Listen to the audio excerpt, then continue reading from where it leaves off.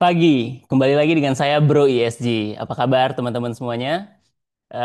Pagi ini kita bakal ngebahas topik tentang bagaimana ISG ini kita harus melihat dari sisi trade-off-nya gitu ya dalam ISG.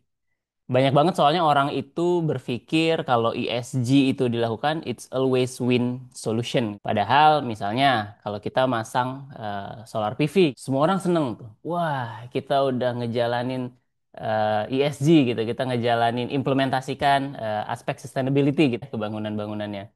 Nah, atau perusahaan bikin banyak program diversity untuk karyawannya gitu. Everybody's happy gitu. Tapi realitanya tidak sesederhana itu. Nah, itu yang kita harus pahami. Jadi, mungkin kebanyakan, wah oke, asal udah dilakukan, everybody's happy. Sebenarnya tidak seperti itu gitu.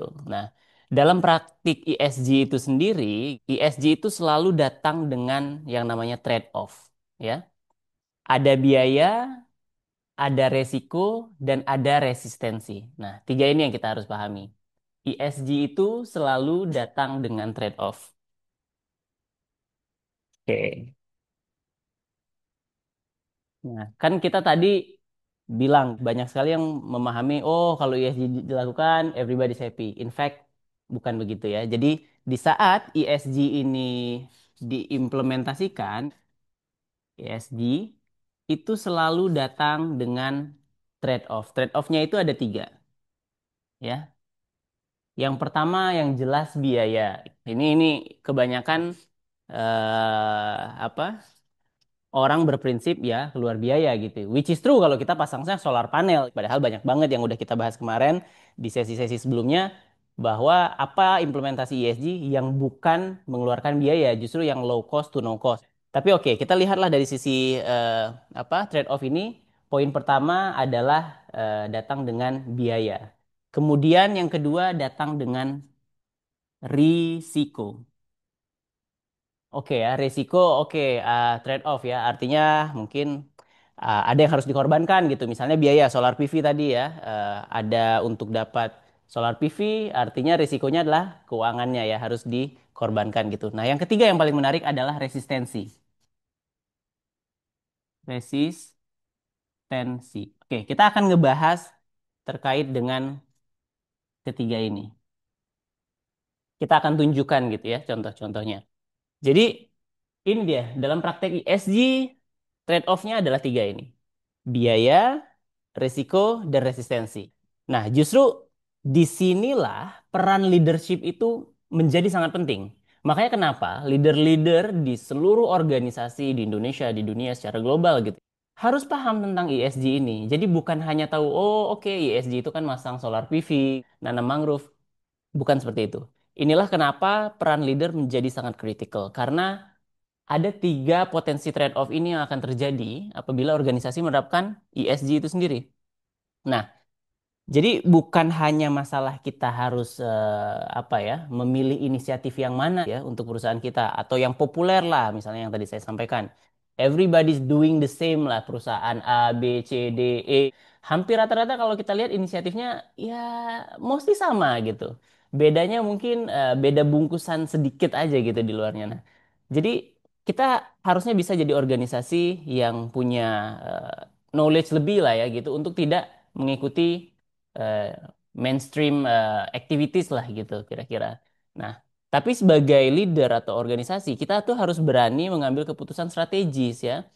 Karena semua pilihannya itu ada konsekuensinya. Ini yang harus kita pahami bersama. Contoh ya, poin pertama, trade-off-nya misalnya ini kalau kita lihat dari segi financial ya, ini trade-off nih. Trade-off,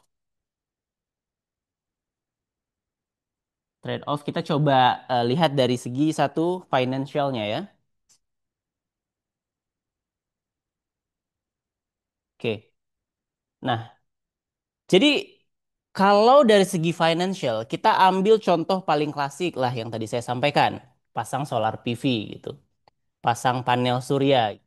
Nah, dia memang kita bisa lihat dampak positifnya ya. Dampak positifnya adalah emisi karbonnya tentu menurun.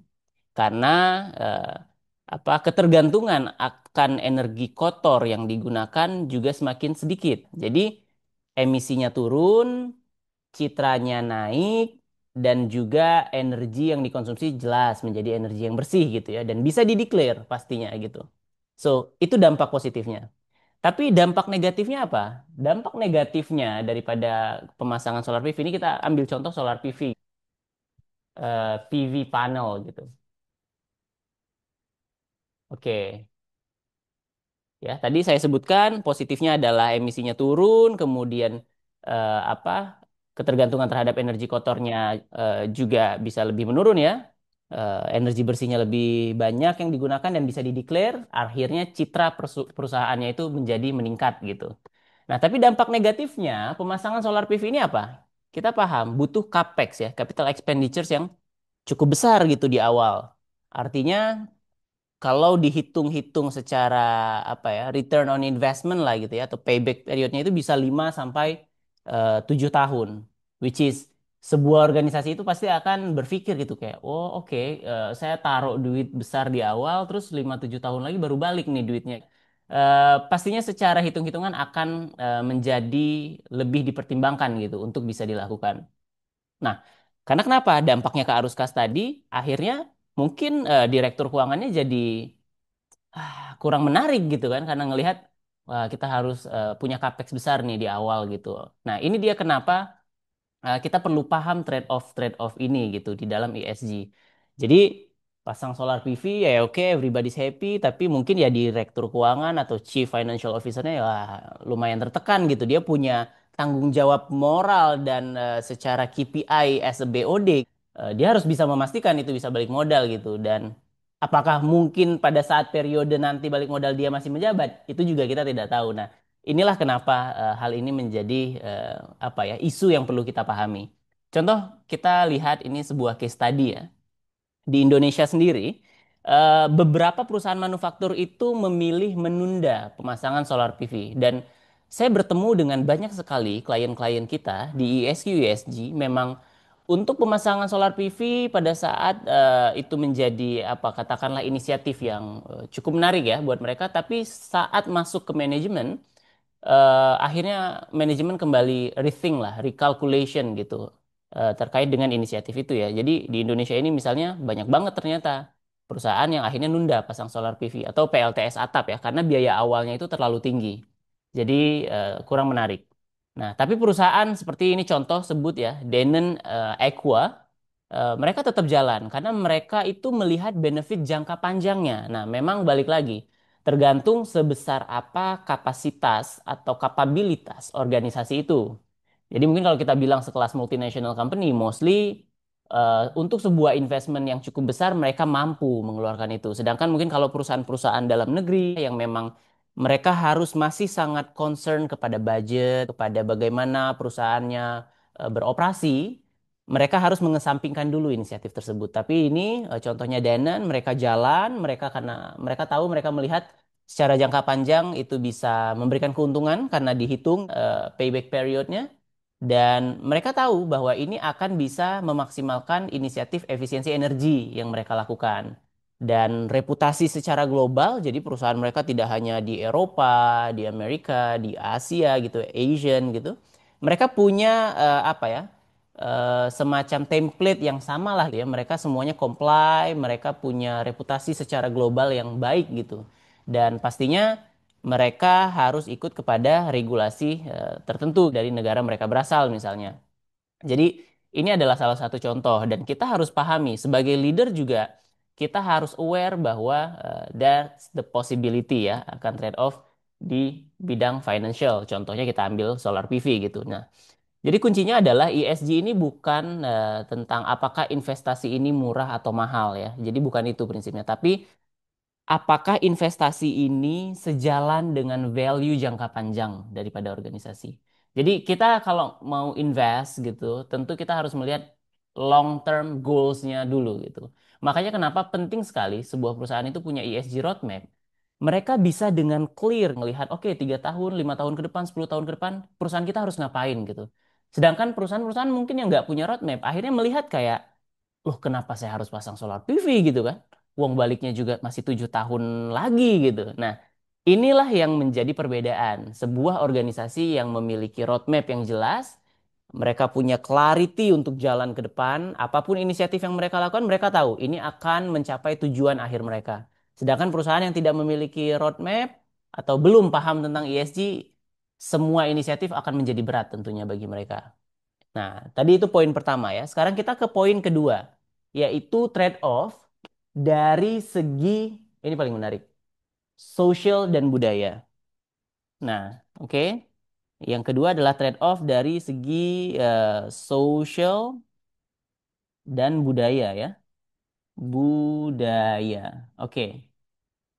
Mungkin kita bertanya-tanya, apa sih kok ada trade-off sosial dan budaya ya? Nih, contohnya gini.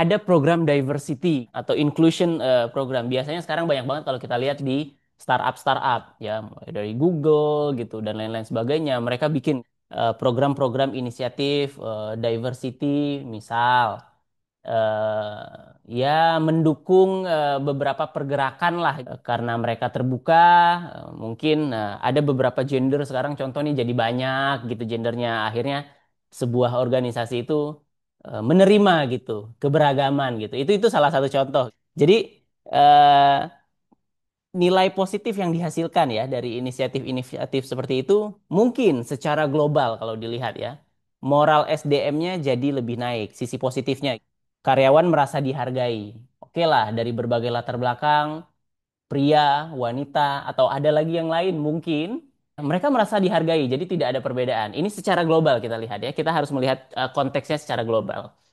Jadi tentu kita Indonesia negara yang sangat bermoral, tapi secara global ini menjadi pemahaman publik yang menjadi hal yang biasa gitu dan seakan-akan harus diterima. Nah, jadi akhirnya karyawan merasa dihargai dari berbagai kalangan, berbagai suku, ras, agama, atau orientasi tertentu, mereka ngerasa dihargai. Akhirnya talenta global itu lebih tertarik untuk kerja di situ. Contoh, mungkin banyak orang-orang dengan orientasi tertentu, mereka pilih, wah kita lebih enak kerja di Thailand atau di Eropa atau di mana karena perusahaan di sana menerima kita gitu. Nah, ini adalah contoh. Itu bisa meng-attract juga ya global talent.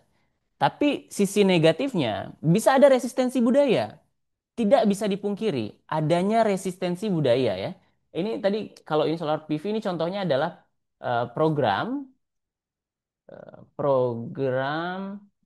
diversity ya ini ya.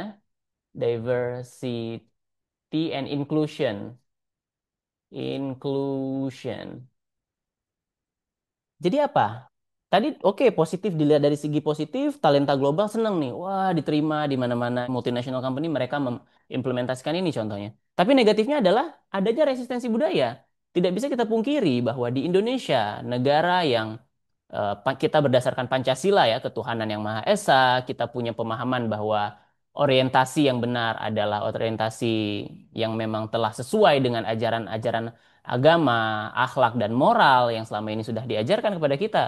Dan itu akan ada resistensi yang sangat besar justru gitu. Apalagi misalnya contoh nih sebuah perusahaan organisasi yang mungkin non multinational company, perusahaan dalam negeri katakanlah. Tiba-tiba kita pengen mencoba mengimplementasikan, ayolah kita ikut aja nih kayak multinational company. Wah, apapun lah latar belakangnya, orientasinya segala macam kita terima gitu ya pokoknya.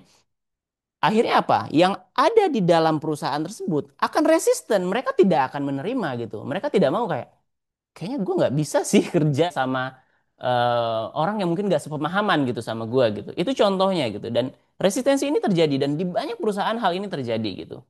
Jadi bahkan bukan cuma terkait dengan orientasi, tapi mulai dari cara kerja misalnya ya. Contoh simple lah misalnya eh, ini kalau kita ngomong agak ke topik misalnya terkait dengan fleksibilitas lah gitu. Wah, sekarang fleksibilitas jam kerja bisa kapan aja asal outputnya sesuai gitu.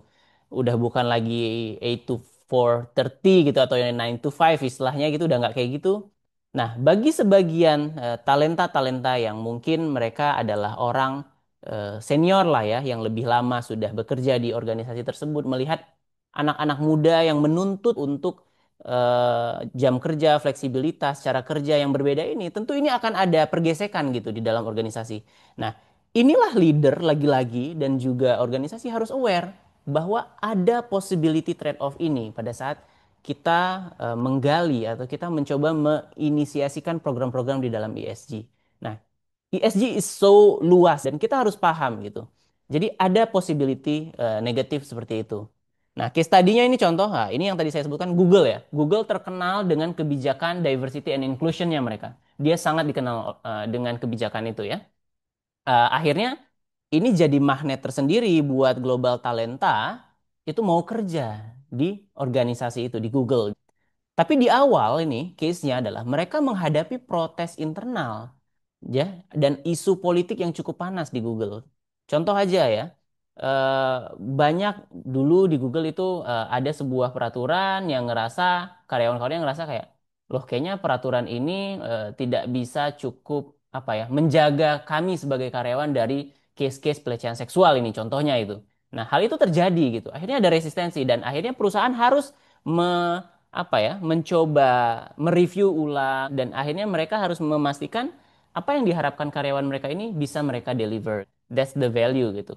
Nah, di Indonesia nih contoh juga ada isu muncul ya konteks gender balance di Badan Usaha Milik Negara BUMN. Nah, di Indonesia ini muncul nih isu konteks gender balance.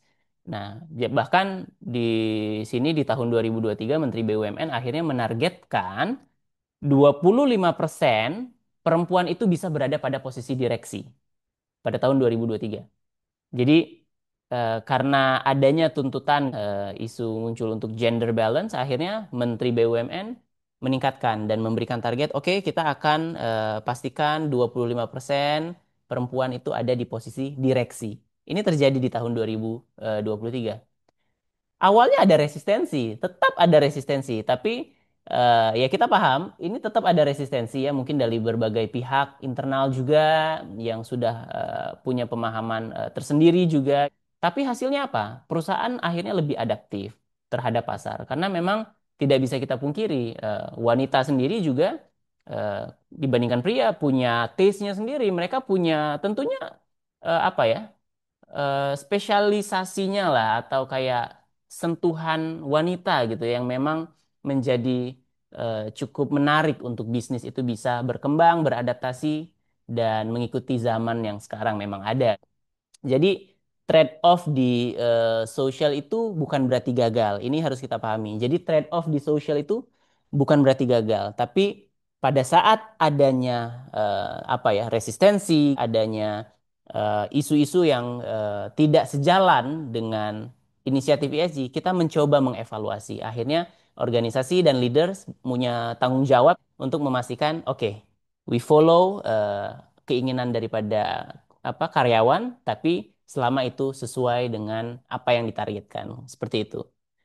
Nah, kemudian ada lagi ya, yang ketiga itu adalah trade-off dari segi reputasi dan resiko. Oke, jadi ke satu financial tadi ya, masalah biaya, kedua masalah social dan budaya, dan yang ketiga adalah trade-off terkait dengan reputasi dan resiko. Oke. Yang ketiga adalah trade-off terkait reputasi, reputasi dan resiko ya. Dan resiko. Oke. Oke, ini kita bikin seperti ini. Jadi trade-off-nya ada tiga ya. Oke. Yang ketiga adalah reputasi dan risiko. Jadi kadang ya perusahaan itu harus bisa memilih antara transparansi penuh, mau transparan total transparan atau setengah-setengah. Jadi perusahaan aja itu harus memilih. Ini kita mau transparannya oke semuanya kita buka gitu atau ya setengah-setengah lah gitu. Nah, jadi contoh transparansi penuh nih ya. Data emisi semuanya dibuka. Nggak ada yang ditutup-tutupin. Jadi semua data ditarik, semua data dideclare, semua data diaudit gitu. Ini semua data dibuka. Reputasi jangka pendek adalah jadi buruk karena kan secara jangka pendek dia akan terlihat buruk. Karena kenapa? Emisinya tinggi banget ternyata gitu. Di saat organisasi mau mencoba transparansi secara keseluruhan gitu, secara penuh gitu. Jadi buka semua data, akhirnya apa yang terlihat di publik? yang terlihat di bahkan mungkin karyawan sendiri baru realize gitu ya, ini kayak, waduh, ternyata kita ini emisinya banyak banget gitu ya di perusahaan ini gitu. Nah, secara short term memang citra perusahaan itu pastinya akan terlihat lebih buruk karena tiba-tiba gede banget ini emisinya. Atau transparansi yang setengah-setengah gitu.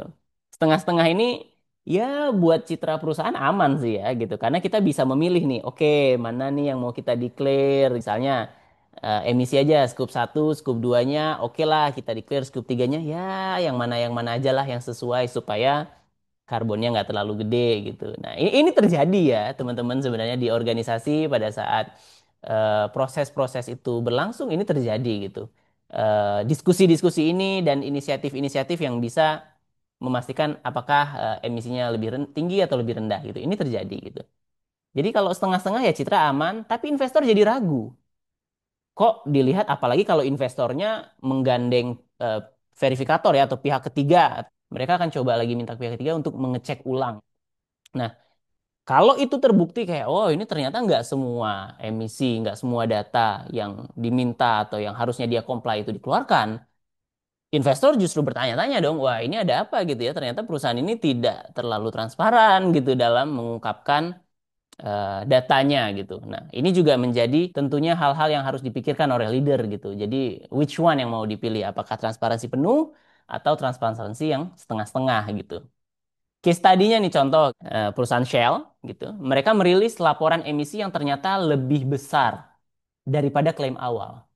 Nah, ini artinya mereka mencoba transparansi secara penuh, which is kalau kita bilang, oh oke, bagus banget dong. Mereka mencoba terbuka, lebih terbuka bahkan ke masyarakat kayak, this is us gitu, this is emisi yang kita hasilkan gitu. Mereka punya inisiatif kayak, oke, kita rilis laporan ternyata lebih besar daripada klaim awal gitu. Nah, di awal ini case tadinya, mereka sempat jatuh. Jadi reputasi mereka ini sempat jatuh pada saat mereka mendeklar hal tersebut. Tapi dalam jangka panjang ya, investor akhirnya lebih percaya. Wah, bagus ini kan Shell ini gitu. Mereka benar-benar terbuka gitu. Bahkan ibaratnya yang udah dideklar apa yang sudah diklaim di awal aja. Akhirnya mereka rilis yang lebih real gitu, data realnya gitu. Kan kebanyakan kebalik. Ya kalau diklaim awalnya tinggi, akhirnya dirilis lagi, wah lebih rendah. Ini ada juga gitu. Tapi perusahaan Shell ini membuktikan bahwa oke, memang mereka menerima konsekuensi di awal reputasinya turun, jatuh, tapi akhirnya in the long run investor trust-nya justru meningkat yang akhirnya oke. Justru secara pasar peningkatan atau pertumbuhannya justru meningkat lebih baik gitu, teman-teman. Sebaliknya justru perusahaan-perusahaan yang coba menutup-nutupi pasti akhirnya dia akan terkena apa ya litigasi greenwashing lah. Konsekuensinya pasti akan buruk untuk long run-nya gitu perusahaan-perusahaan yang mencoba menutup-nutupi. Jadi reputasi jangka pendek memang bisa turun, tapi kredibilitas jangka panjang ini yang leaders, para BOD, ya, direksi semua shareholder juga harus aware bahwa kredibilitas jangka panjang ini yang harusnya organisasi itu kejar agar bisa lebih naik. Tentunya dengan cara apa? Ya transparansi. Transparansi ya penuh tentu akan lebih baik gitu. Selama di saat kita berani memberikan transparansi penuh, artinya kita berani mengeluarkan effort lebih atas hal-hal yang harus kita lakukan untuk kita bisa menurunkan emisi tadi. Itu contohnya gitu.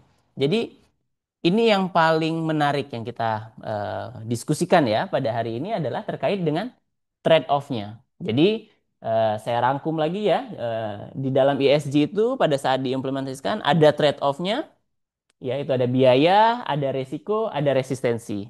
Jadi kalau tadi kita lihat di financial Soral PV ada biaya, capex-nya besar. Nah, payback periodnya juga cukup panjang gitu 5 sampai 7 tahun. Nah, akhirnya perusahaan harus memilih gitu dan tentu ini akan menekan beberapa pihak misalnya direktur keuangan gitu.